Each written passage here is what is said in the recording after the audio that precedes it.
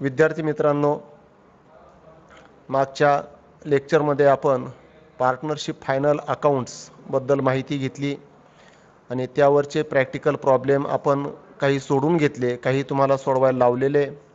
त्याची आणखीन घरी प्रॅक्टिस करा. प्रत्यक्ष ज्यावेळेस लेक्चर सुरू होतील त्यावेळेस आपण आणखीन अडीअडचणींविषयी विचार करू.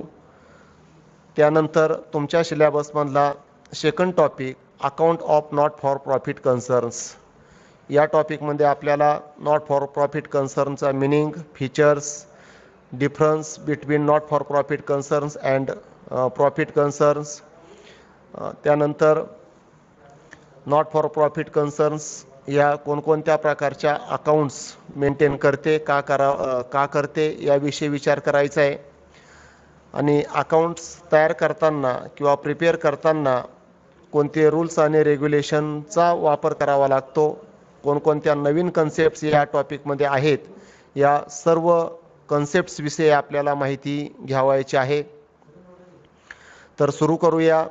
Accounts of not for profit concerns.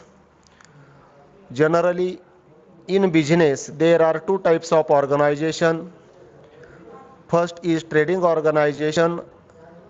Trading organization is also called profit making organization or profit making concerns. Profit making concerns, it means those concerns are formed to make the profit from a business. That concern is called profit making concerns. Its main aim is to make the profit from business. मराठीत जर सांगायचं झालं, धंद्यामध्ये दोन प्रकारच्या concerns असतात. एक नफा मिळवण्याच्या उद्देशाने स्थापन झालेल्या आणि दुसरी नफा न मिळवण्याच्या उद्देशाने स्थापन झालेल्या संस्था किंवा ऑर्गनायझेशन. त्यातली आत्तापर्यंत आपण नफा मिळवणाऱ्या संस्था कोणकोणत्या आहेत, त्यात भागीदारी संस्था असेल, कंपनी असेल, सर्व प्रकारच्या कंपन्या असेल, व्यक्तिगत व्यापार असेल, या सर्व संस्था ऑर्गनायझेशन व्यवसाय हा नफा मिळवण्याच्या उद्देशाने करत असतात. त्यांचा मुख्य उद्देश नफा मिळवणं, to make the profit from business हा असतो. But all concerns are formed to make the profit from business. त्यालाही काही ज्या काही संस्था ह्या अशा असतात का त्या स्थापन होतात, त्यांची स्थापना होते, परंतु त्यांचा मेन उद्देश हा नफा न मिळविण्याचा असतो. मग ज्या संस्था those concerns do not formed to make the profit from a business, that concern is called not for profit concerns. But trading concerns or profit making concerns are formed, its main object to earn the profit from a business. They are engaged in the trading activities, for example buying and selling of goods and services. But not for profit concerns main aim is to give the service to its member or to its society. They are not formed for the profit making. They do not carry and trading activity or manufacturing activity. They are for example sport club, charitable hospital, schools, colleges, universities, trade units, chamber of commerce, professional, all professional institutions, tourist. There are so many example for not for profit making concerns. Its main aim or its main motive is not to earn the profit from concerns, but its main aim to render the service to its member or to provide the service to its member and society. So not for profit concerns are formed to render the service, to provide the service to its member.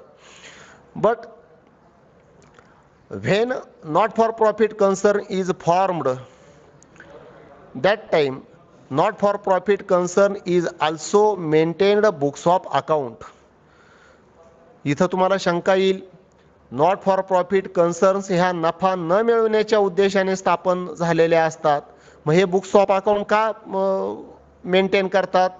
कारण कोणतीही संस्था, कोणतीही concerns जर आपल्याला चालवायचे असेल तर तिथं पैशाचा व्यवहार येतो, पैसा हा लागतोच, आणि जिथं पैसा आला तिथं हिशोब ठेवणं गरजेचं असतं.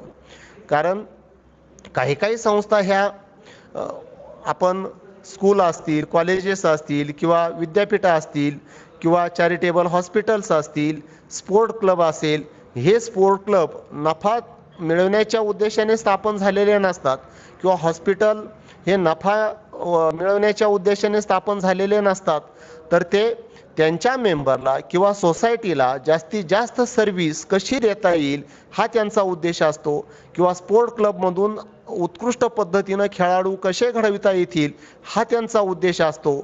तर अशा अनेक ज्या संस्था आहेत, उदाहरणार्थ कॉलेजेसचा मेन उद्देश काय, तर विद्यार्थ्यांना जास्तीत जास्त ज्ञान देऊन जास्तीत जास्त विद्यार्थी कसे उत्कृष्ट घडतील हा कॉलेजचा उद्देश असतो. कॉलेजचा उद्देश हा नफा मिळविणे हा नसतो. म्हणून जरी नफा मिळवणे हा उद्देश नसतो तरी ह्या संस्था पैशाशिवाय चालत नाही.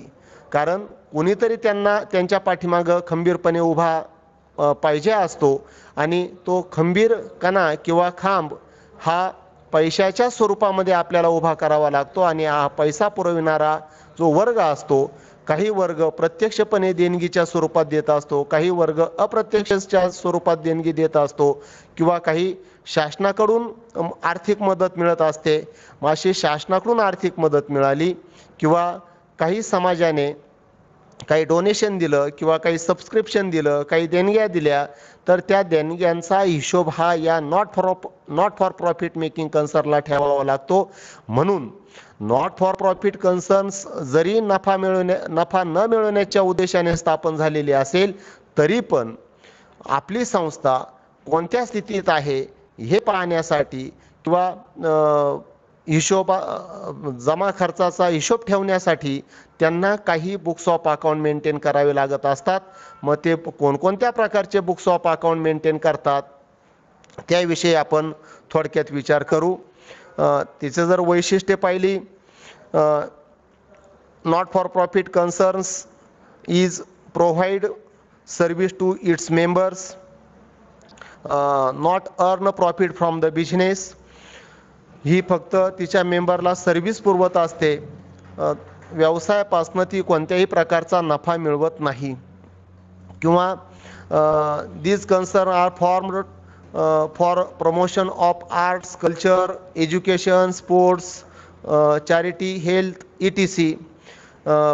The member of these concerns cannot got the dividend. एक मुख्य वैशिष्ट्य सांगता येईल आपल्याला, ह्या चॅरिटेबल ट्रस्टचे किंवा ह्या नॉट फॉर प्रॉफिट कन्सर्नचे जे मेंबर असतात, सभासद असतात, त्यांना कोणत्याही प्रकारचा डिव्हिडंड मिळत नाही. ते इलेक्टेड प्रतिनिधी असतात, त्यांची निवडणूक होत नाही तर त्यांची नेमणूक केली जाते. आणि ह्या not for profit concerns receipts and payment account तयार करत असतात, इन्कम अँड एक्सपेंडिचर अकाउंट तयार करत असतात, आणि बॅलन्स शीट तयार करत असतात. Not for profit making concerns do not prepared final accounts, but profit making concerns prepared final account to ascertain the net profit or net loss. A difference between profit making concerns and not for profit making concerns. Profit making concerns prepared final accounts. In that final account, profit making concern prepare trading account, profit and loss account, and balance sheet. Because of profit making concerns maintained various books of account, that is journal, ledger. From that ledger, profit making concerns prepared trial balance. With the help of trial balance, profit making concerns prepared trading account, profit and loss account, and balance sheet. But not for profit making concerns do not prepare trial balance. Only not for profit making concerns prepared one simple cash book and bank account. Cash book means cash book. cash book. From the help of cash book and bank account, not for profit making concerns prepared receipts and payment account. Receipts and payment account is the duplicate of cash book. On a debit side, receipt side, all receipts related to not for profit making concerns, that receipts can be related current year, next year or last year. All receipts can be recorded on receipts and payment account debit side, that is called receipt side.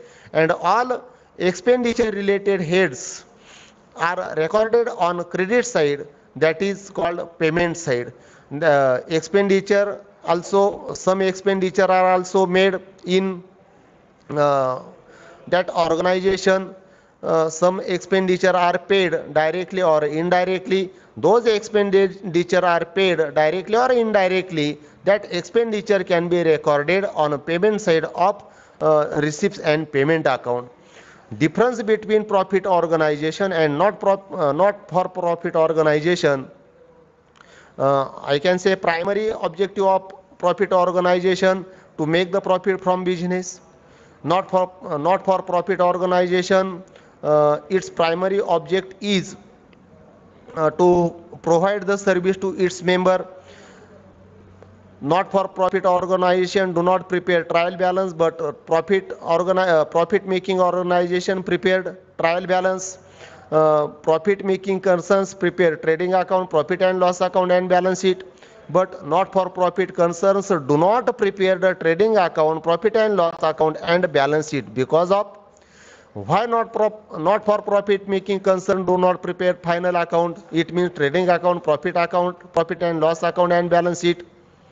Because of not for profit making concerns do not maintain journal, ledger, so they do not prepare trial balance, and without trial balance you cannot be prepared your final account.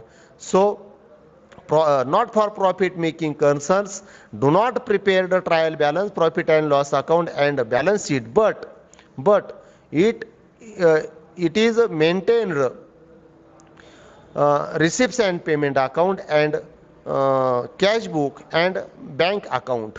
With the help of cash books and bank account and its related transactions, at the end of the year cash book and bank account transactions can be recorded, or that cash book are closed and they can prepare the receipts and payment account. With the help of receipts and payment account, not for profit making concerns can be prepared its final account. In that final account, not for profit concerns prepared income and expenditure account and balance sheet. Income and expenditure account and balance sheet, it is the final account of not for profit concerns. With the help of income and expenditure, how many surplus earned or how many deficit earned on that current year, that information can be issued with the help of income and expenditure account. And balance sheet, balance sheet is prepared in on a particular date, how many assets and how many liability in the organization, how many income received or receivable, how many amount paid or payable, that all information can be received with the help of balance sheet. So in a final account, not for profit making concerns prepared income and expenditure account and balance sheet. याचा थोडक्यात सारांश मराठीमध्ये असा सांगता येईल आपल्याला, profit making concerns आणि not for profit making concerns, नफा मिळवणाऱ्या संस्था आणि नफा न मिळवणाऱ्या संस्था. काही इंग्लिशमध्ये काही मराठीमध्ये असं हायब्रिड आपण बोलूया, तुम्हाला समजेल असं. प्रॉफिट मेकिंग कन्सर्न्स, नफा मिळवणाऱ्या संस्थाचा मुख्य उद्देश हा धंद्यापासनं व्यवसायापासनं नफा मिळवणं हा असतो.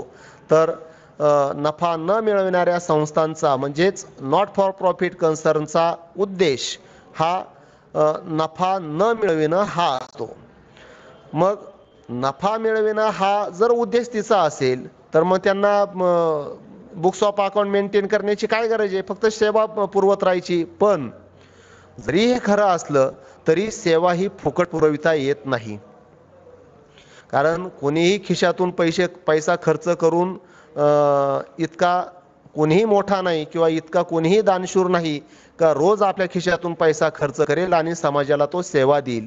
म्हणून ती संस्था चालवण्यासाठी, ते ऑर्गनायझेशन चालवण्यासाठी समाजामध्ये अशा काही दानशूर व्यक्ती असतात का त्या व्यक्ती अशा प्रकारच्या चांगलं उत्कृष्ट कार्य करणाऱ्या ज्या संस्था असतील, ऑर्गनायझेशन असतील, त्यांना वर्गणीच्या स्वरूपात, देणगीच्या स्वरूपात काही पैसा पुरवत असतात. मग ज्या दानशूर व्यक्ती किंवा सोसायटीमधले ज्या व्यक्ती अशा प्रकारच्या ऑर्गनायझेशनला पैसा देतात त्या पैशाचा हिशोब ठेवणं हे त्या ऑर्गनायझेशनचं कर्तव्य असतं. कारण हा पैसा त्यांचा नसतो, तो समाजाचा असतो आणि त्या समाजाला हिशोब देण्यासाठी, त्या समाजाला अद्ययावत माहिती देण्यासाठी बुक्स ऑफ अकाउंट मेंटेन करावे लागत असतात. मग नॉट फॉर प्रॉफिट कन्सर्न्स कोणकोणत्या प्रकारचे बुक्स ऑफ अकाउंट ओपन करते, तर त्यात कॅश अकाउंट किंवा कॅशबुक मेंटेन करत असते. आणि काही व्यवहार जर बँकेशी संबंधित असतील, बँकेमध्ये जर अकाउंट ओपन केलेलं असेल तर बँकेशी सुद्धा काही ट्रान्झॅक्शन होत असतात किंवा करावे लागत असतात. मग ते जे बँक ट्रान्झॅक्शन असतील आणि कॅशबुक असेल त्या कॅशबुकामध्ये रेकॉर्ड केलेले कॅश आली, कॅशबुकामध्ये आपण रेकॉर्ड करतो, रिसिप्ट साईडला कॅश गेली, पेमेंट साईडला रेकॉर्ड करतो. बँक ट्रान्झॅक्शन असतील तर त्याचा संदर्भ घेतला जातो. आणि हे कॅशबुक आणि बँक अकाउंट वर्षाच्या शेवटी नॉट फॉर प्रॉफिट कन्सर्न्स बंद करत असते, क्लोज करत असते. क्लोज केल्यानंतर त्या कॅशबुकावरनं आणि बँक अकाउंटवरनं एक अकाउंट्स तयार करत असते. त्या अकाउंटचं नाव आहे receipts and payment account.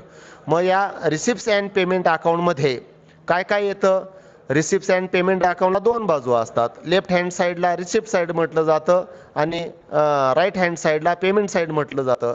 Receipt साईडला काय काय रेकॉर्ड केलं जातं, तर वर्षभरामध्ये ऑर्गनायझेशनकडे जो पैसा आलेला असेल, ज्या रिसिप्ट्स आलेले असतील, all receipts are recorded on a debit side of receipts and payment account. सर्व प्रकारच्या रिसिप्ट्स ह्या रिसिप्ट साईडला, डेबिट साईडला रेकॉर्ड केल्या जातात. मग त्या रिसिप्ट्स करंट इयरशी रिलेटेड असतील, त्या रिसिप्ट्स लास्ट इयरशी रिलेटेड असतील, त्या रिसिप्ट्स नेक्स्ट इयरशी रिलेटेड असतील. Current year, last year, next years related, all the receipts can be recorded on a receipts and payment account. Remember that. आणि पेमेंट साईडला ज्या current इयरशी संबंधित पेमेंट असतील किंवा लास्ट इयरचं पेमेंट ह्या वर्षामध्ये केलेलं असेल किंवा नेक्स्ट इयरचं पेमेंट ह्या वर्षामध्ये केलेलं असेल, कोणत्याही प्रकारचे पेमेंट जर केलेले असतील तर त्याची नोंद ही पेमेंट साईडला, रिसिप्ट्स अँड पेमेंट अकाउंटच्या पेमेंट साईडला केली जाते, करावी लागते. मग या रिसिप्ट्स अँड पेमेंट अकाउंटवरनं आणि ॲडिशनल इन्फॉर्मेशनवरनं वर्षाच्या शेवटी इयर एंडला नॉट फॉर प्रॉफिट मेकिंग कन्सर्नला तिचे फायनल अकाउंट्स या अर्थाने इन्कम अँड एक्सपेंडिचर आणि बॅलन्स शीट फक्त तयार केले जाते. Trading account, profit and loss account आणि बॅलन्स शीट तयार करत नाही. ट्रेडिंग अकाउंट आणि प्रॉफिट अँड लॉस अकाउंट तेव्हाच तयार केला जातो किंवा करता येतो with the help of trial balance. आणि मी अगोदर सांगितलंच आहे, not for profit making concerns trial balance तयार करत नाही, करता येत नाही. कारण त्यांच्या नियमामध्येच असं असतं, तिचा मुख्य उद्देशच हा असतो, नॉट फॉर प्रॉफिट कन्सर्न्स, नफा न मिळवणारी संस्था. मग नफा जर मिळवायचाच नाही तर तिथं प्रॉफिट अँड लॉस अकाउंट का तयार करायचा? कारण profit and loss account is prepared to ascertain the net profit or net loss from the business. आपल्याला प्रॉफिट मिळवायचा नाही, मग सेवा पुरवायची आहे. पण सेवा पुरवित असताना जो खर्च होतो किंवा ज्या देणग्या येतात, डोनेशन येतात, सबस्क्रिप्शन येतं, ते सबस्क्रिप्शन, देणग्या, डोनेशनचा हिशोब त्याच्या मेंबरला द्यावा लागतो. कारण कोणतीही ऑर्गनायझेशन ही सभासदांशिवाय चालविली जात नाही किंवा स्थापन होऊ शकत नाही. एकदा त्या ऑर्गनायझेशनचे जे सभासद असतील त्या सभासदांना जास्तीत जास्त सेवा पुरविण्यासाठी, जास्तीत जास्त सेवा देण्यासाठी या प्रकारच्या संस्था स्थापन झालेल्या असतात. तिच्या सभासदांबरोबरच समाजामध्ये ज्या गरजू व्यक्ती असतील त्या व्यक्तींना सुद्धा या प्रकारच्या संस्था सेवा पुरवित असतात. म्हणून सेवा देत असताना जो पैसा जमा होतो किंवा जो पैसा खर्च होतो त्या जमा झालेल्या पैशाचा हिशोब ठेवणं गरजेचं असतं आणि तो हिशोब तिच्या मेंबरला दाखविणं बंधनकारक असतं. म्हणून या प्रकारच्या संस्था ह्या बुक्स ऑफ अकाउंट मेंटेन करत असतात. त्यात receipts and payment account, income and expenditure account and balance sheet तयार करावं लागतं. पुढे इन्कम अँड एक्सपेंडिचर अकाउंट आणि बॅलन्स शीटचा विचार करण्यापूर्वी आपल्याला मेन ज्या नवीन कन्सेप्ट्स आहेत त्या कन्सेप्ट्स विषयी आपण विचार करूया. मी अगोदर बोललोय का काही देणग्या किंवा डोनेशन किंवा काही सबस्क्रिप्शन, काही पैसा हा मिळत असतो. पैसा जरी मिळत असतो, पैसा देणाऱ्याचा उद्देश हा वेगवेगळा असतो. सर्वच समाज, सर्वच व्यक्ती एकाच उद्देशाने तुम्हाला पैसा देईल किंवा देणगी देईल असं नाही.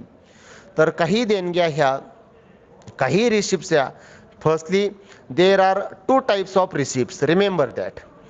one is capital receipts and another is revenue receipts.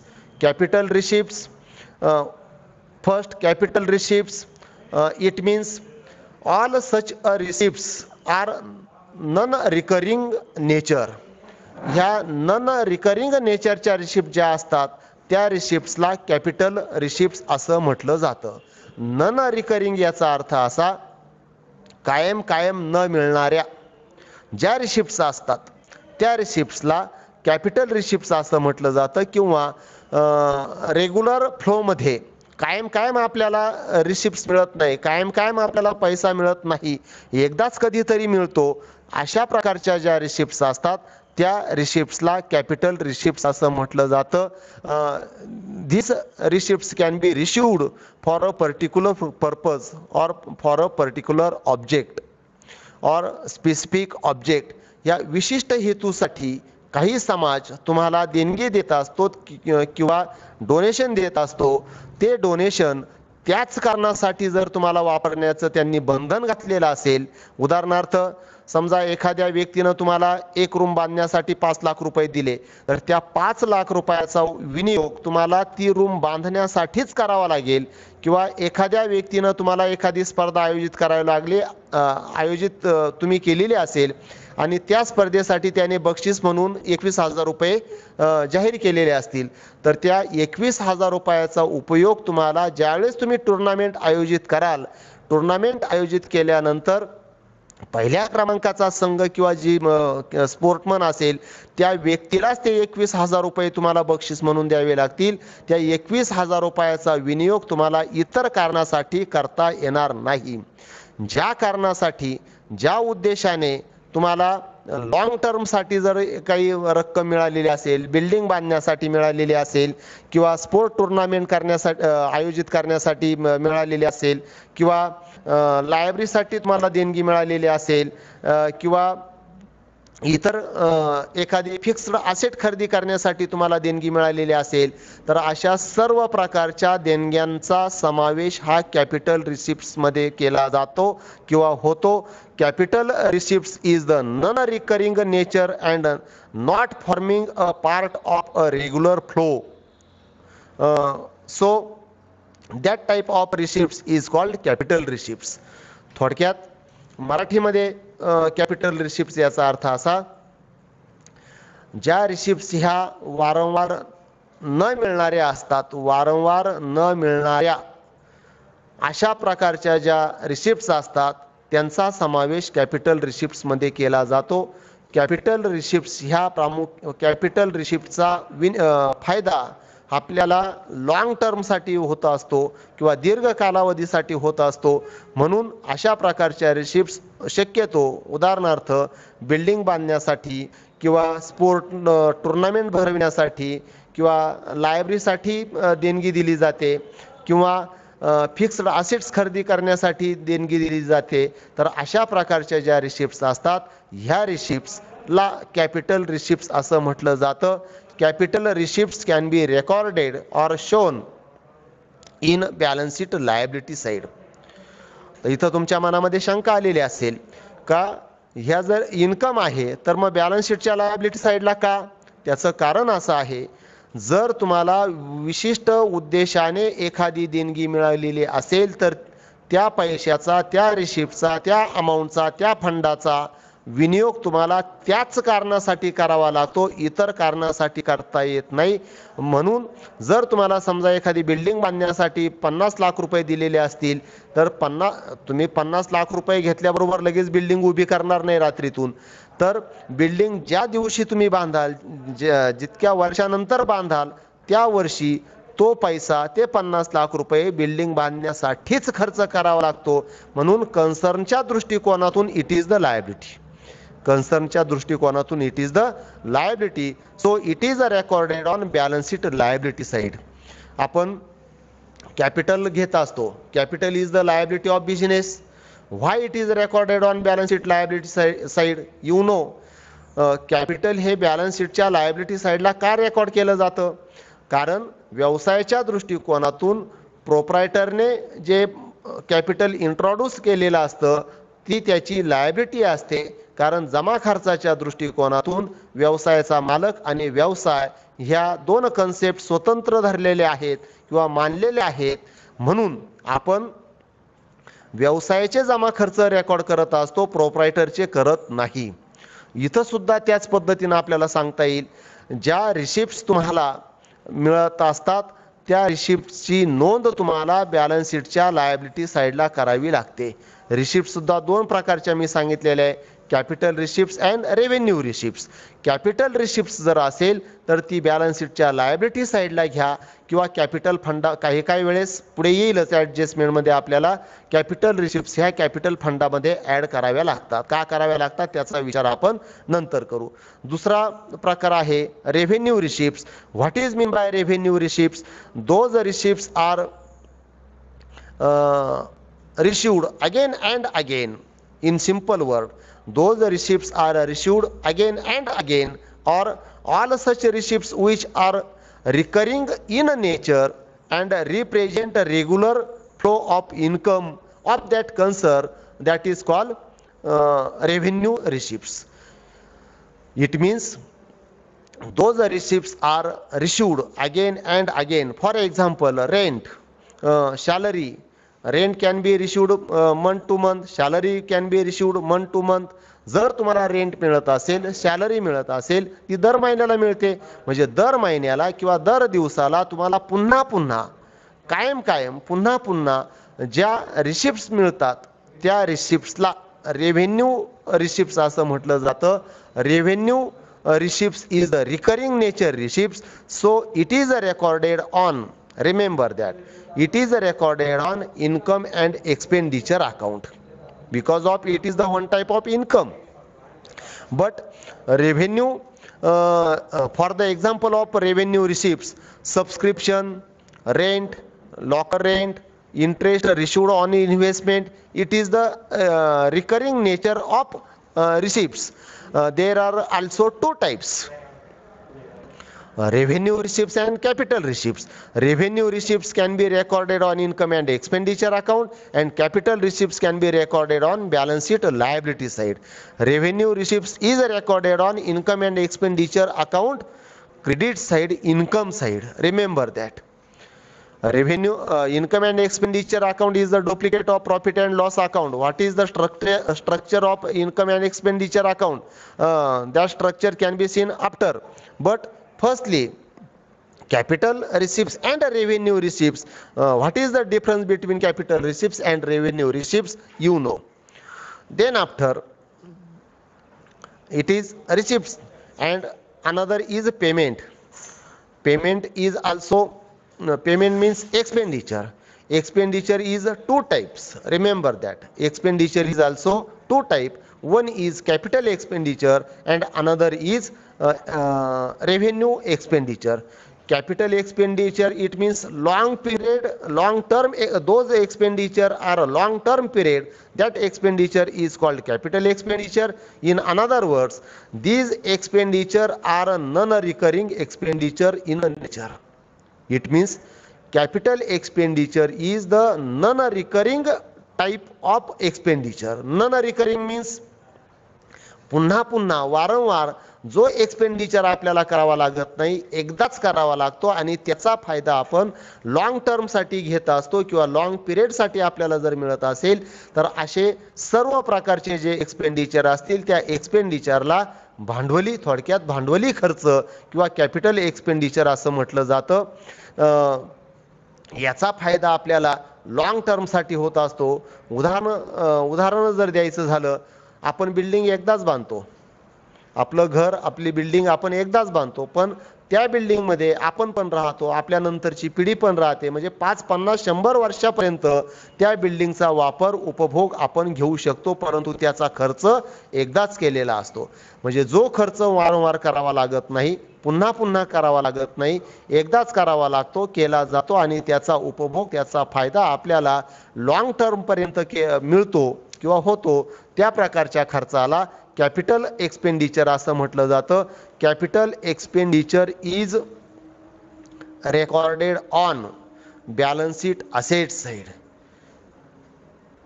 Expenditure is recorded on balance sheet asset side. शंका असेल, पण हा कॅपिटल नेचरचा एक्सपेंडिचर आहे, रेव्हेन्यू नेचरचा नाही. कॅपिटल नेचरचा एक्सपेंडिचर हा उत्पादकीय स्वरूपाचा खर्च असतो, जो त्याला जरी खर्च म्हटलं जातं परंतु तो उत्पादकीय स्वरूपाचा असतो. उदाहरणार्थ मी मशिनरी परचेस केली, 5 ट्रका खरेदी केल्या, 5 ट्रका खरेदी जर केला, तुमच्या 5 ट्रकांवर खर्च झाला, मान्य आहे, आपल्याला एक्सपेंडिचर झाला, मान्य आहे, परंतु त्या ट्रकांपासून तुम्हाला उत्पादन मिळणार का नाही? रोज जर ट्रक तुम्हाला समजा 25,000 रुपये भाडं आणून देत असेल तर 5 ट्रकांचं भाडं की रोज जर तुम्हाला लाखो रुपये जर इन्कम मिळत असेल, उत्पादन मिळत असेल, तर तो खर्च तुम्ही मानाल का? त्याला तुम्ही खर्च मानाल का? कारण असेट तुमची तयार होत असते, प्रॉपर्टी तुमची तयार होत असते, बिल्डिंग तुमची तयार होत असते, त्या ट्रक तुमच्या मालकीच्या असतात.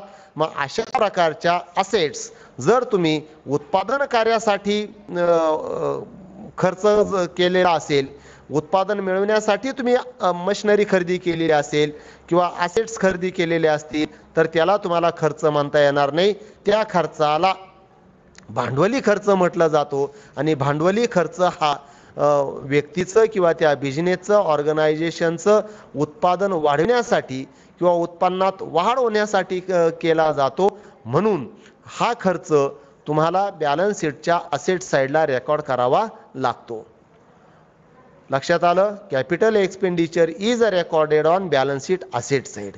Second type of expenditure is revenue expenditure. What is mean by revenue expenditure? The revenue expenditure is the recurring nature expenditure, but its benefit is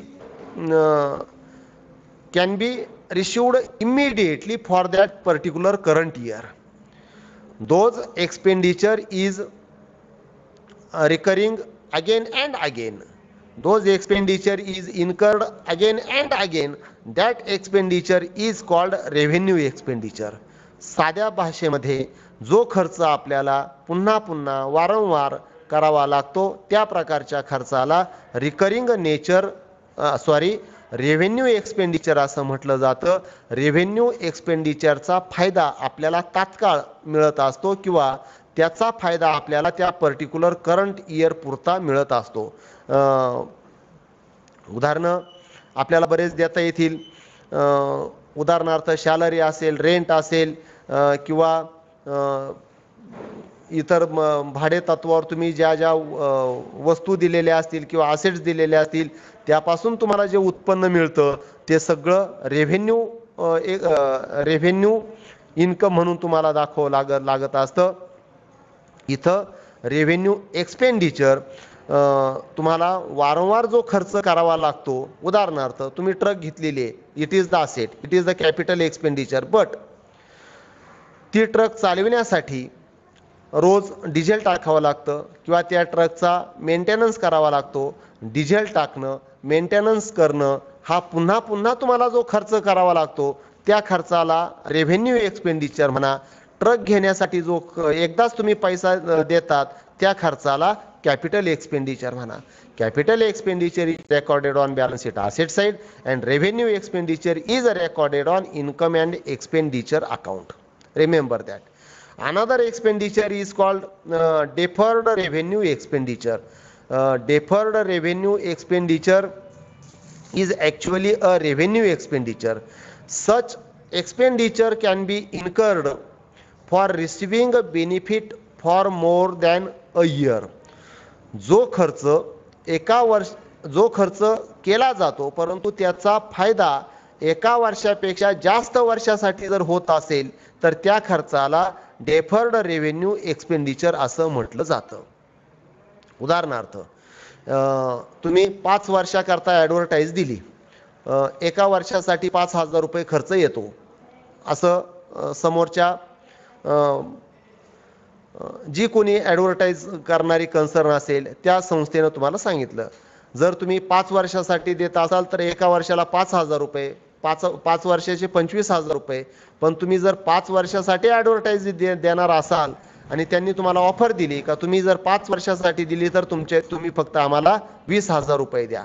मग तुम्ही तिथं खर्च पाल 5 वर्ष जर दरवर्षी आपण 5-5 हजार रुपये भरले तर 25,000 रुपये लागतील आणि एकखट्टी जर आपण 20,000 रुपये जर दिले तर आपले पर इयर 1,000 रुपये ॲडव्हर्टाइजमेंटवर वाचतात.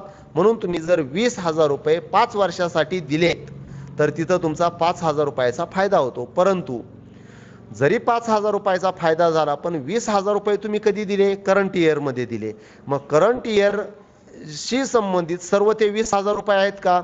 हा 20,000 रुपयाचा फायदा फक्त एका वर्षासाठी आहे का? नाही, तो 5 वर्षासाठी आहे.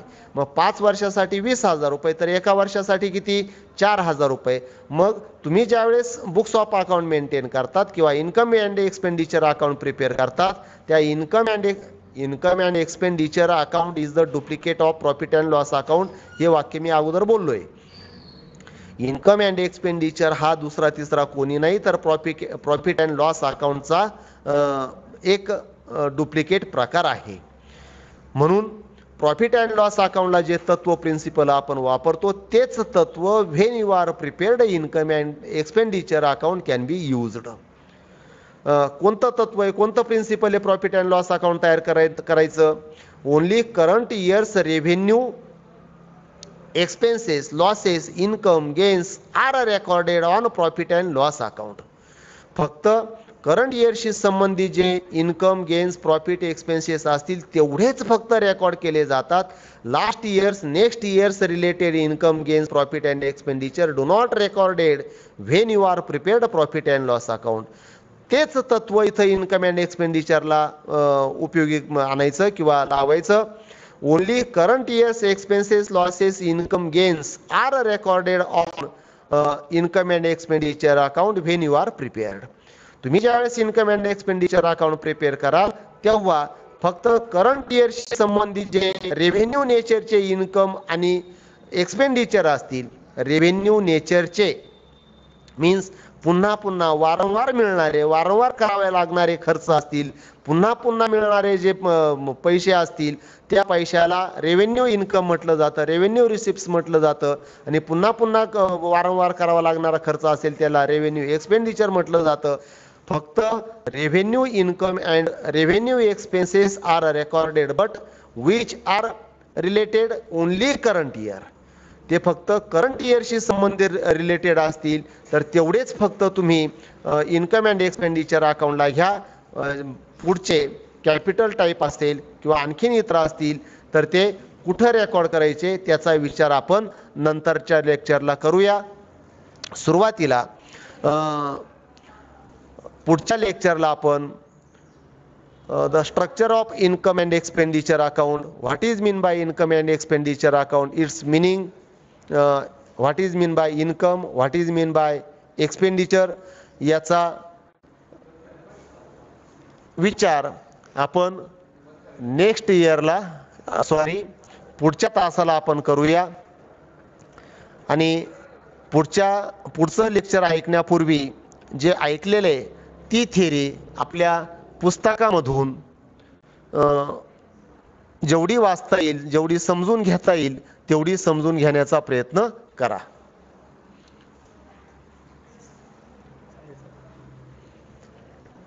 पुढच्या लेक्चरला आपण वेळ आहे तर थोडं वाढून घेऊया. Meaning of income and expenditure account.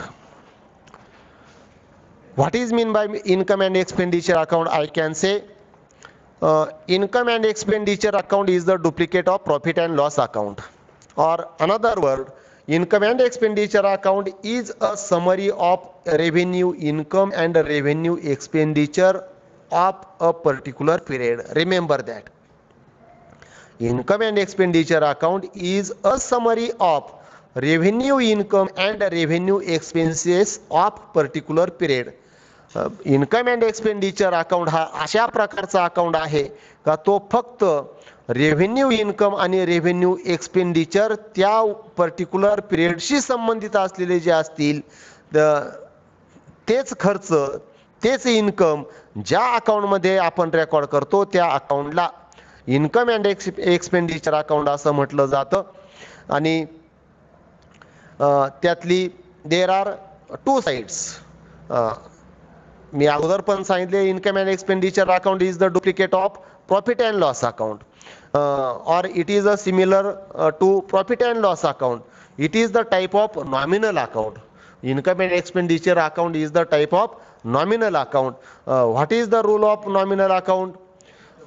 Debit all expenses and losses, credit all income gains and profit. हेच principal when you are prepared income and expenditure account can be applied.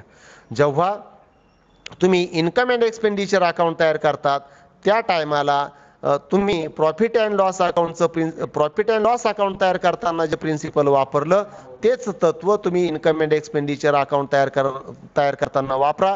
त्याला दोन बाजू असतात, एक डेबिट बाजू आणि दुसरी क्रेडिट बाजू. डेबिट बाजूला एक्सपेंडिचर साईड म्हटलं जातं, क्रेडिट बाजूला इन्कम साईड म्हटलं जातं. All current years related revenue expenses are recorded on debit side and all revenue income related to current year are recorded on credit side. When you are record all revenue income and revenue expenditure on income and expenditure account, then after you can close the income and expenditure account.